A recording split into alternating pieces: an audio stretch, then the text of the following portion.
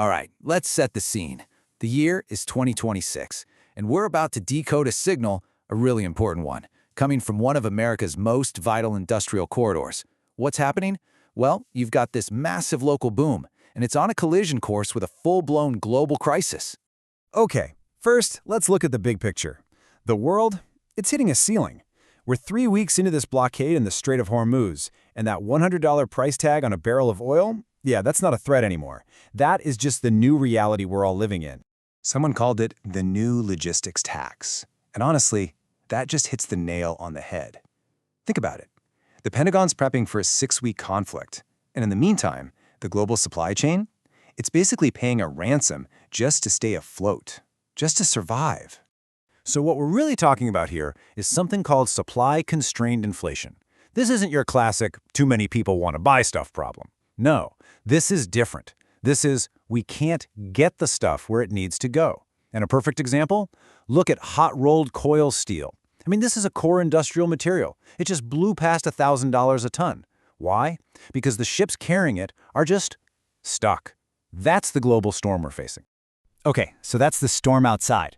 But inside the Hickory hub, the signal we're picking up is completely different.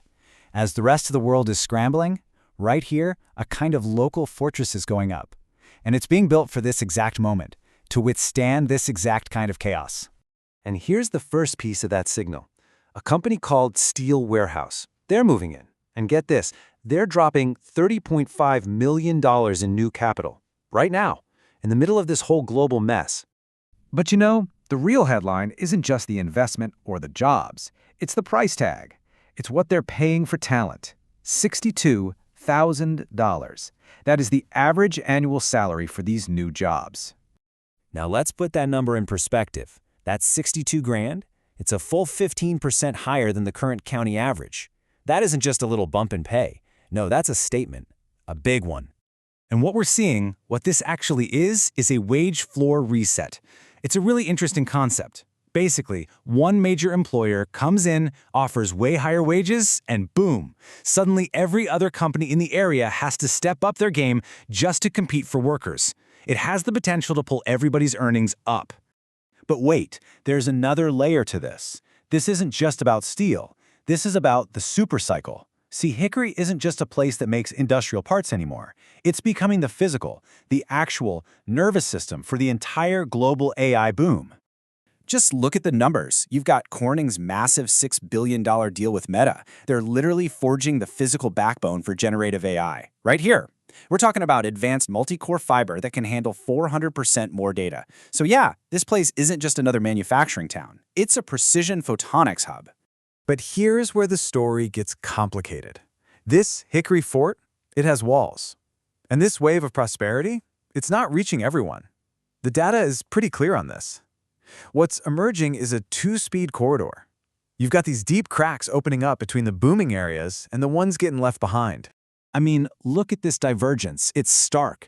On one side, you have the high capital core. That's where Google is pouring $1 billion into its data center in Lenore. But then, right next door, literally on the periphery, you've got systemic friction. Burke and Buncombe counties have just been officially downgraded. And just so we're clear, that Tier 1 label isn't just jargon. That's an official designation from the state that means most distressed. It means that while the core of this region is absolutely booming, the areas all around it are falling behind by pretty much every important metric you can measure. Okay, let's zoom in even closer to another one of these cracks in the fortress. And this one hits workers right where it hurts, their paycheck. So here's the deal. There's this gap in the tax relief. A new federal law, the OBBBA, makes overtime pay tax-free, which is, a huge deal for hourly workers. But the state capital, Raleigh, hasn't conformed to that change. There's a budget impasse. So the result? Workers in the Foothills are caught in this tax gap. They're winning on the federal level, but they're still paying state income tax on that exact same overtime money. So, where does that leave us? What's the final signal we're getting here? You've got this incredibly powerful engine of high-tech growth, right? But it's smashing up against some very real-world friction and growing inequality. It's time to put it all together and issue a verdict. Okay. On one hand, the signal coming from the core of the fort is loud and clear. Wages are definitely rising. The technology being built is precision grade. The data belt is getting stronger by the day. And that low state tax rate, just 3.99%, is acting like a giant magnet for investment. From that perspective, the model is absolutely working. But there's another signal we can't ignore. As the cost of what you could call baseload survival, I'm talking about the basics like energy, food, housing, as that keeps climbing, new pressures are starting to eat away at those gains. And that's happening even for the people who are inside the fort. And really, that's the central truth of this whole story. Hickory is building a fort. It's successfully creating a shield against all this global chaos, and it's doing it with advanced manufacturing and huge capital investments. But that leads us to the final and maybe the most important question. The walls of this fort are getting higher, and the jobs inside are getting stronger. But as that gap between the inside and the outside keeps getting wider, you just have to ask, is the fort big enough for everyone? I'm Shell, and this is The Signal.